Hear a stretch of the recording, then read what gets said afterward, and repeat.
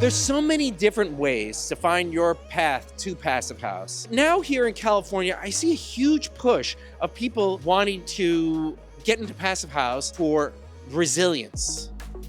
I'm here today with Brian from the Passive House California to speak with us about how Passive House can help make their homes more resilient and, as you phrased it here, smoke tight. Passive house is a great way to become resilient. We're definitely in an area where we're seeing a lot more stress from different ecological issues, climate issues. So wildfire is a big issue.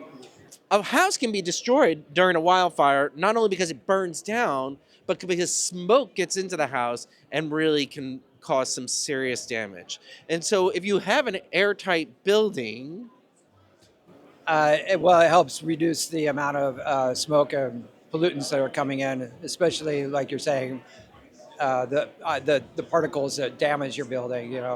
As things get burned, especially buildings, you're putting out a lot of toxic materials into the air, and that soot coming down inside can just destroy the building. one of the ways fires get into the house is through the embers that go through these like ventilated attics. Embers are overwhelmingly the primary way that structures get ignited during these events.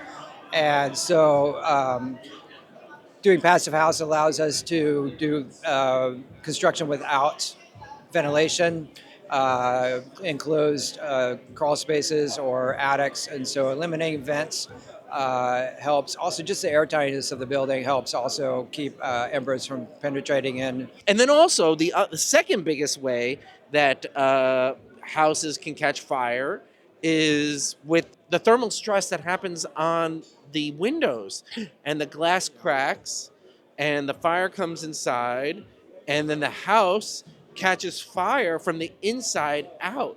A building that's just 10, 15 feet away from you that's burning will help.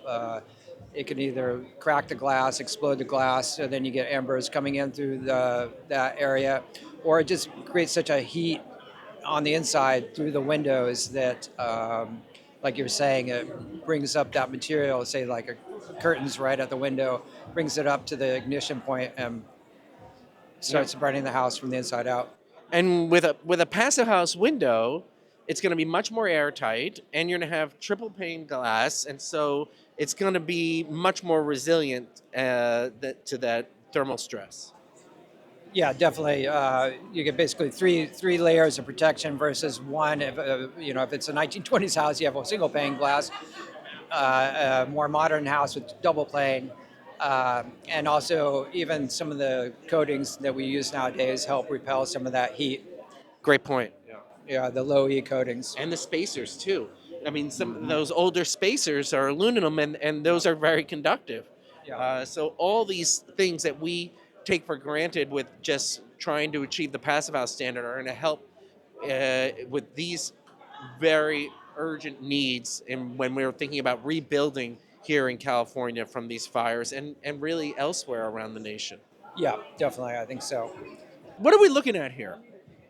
This would be a standard house built to California code, the current code, and this is represents how much air leakage you would have.